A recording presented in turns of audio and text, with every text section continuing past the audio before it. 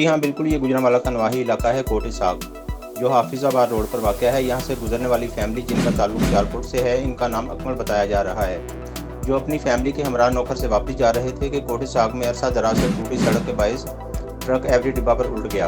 Every डिब्बा में सवार अकमल, अयान, यासिर, रज़िया, नाज़िया, रेहाना, बल्किस और ड्राइवर समर को रेस्क्यू 1122 और पेट्रोलिंग पुलिस ने 2 घंटे के ऑपरेशन के बाद जदीद मशीनरी से एवरी डिब्बा काट कर निकाला।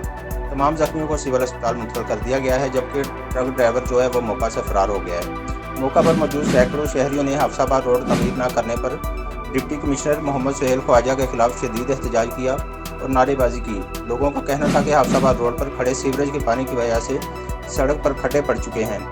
रोज़ाना दर्जनों गाड़ियाँ उल्ट जाती हैं, लेकिन इंतज़ामिया के कान पर जूं तक नहीं दिखती। इलाका मकीनों ने वज़ीर आला पंजाब उस्मान बुज़दार से नोटिस लेने का मुतालबा किया है।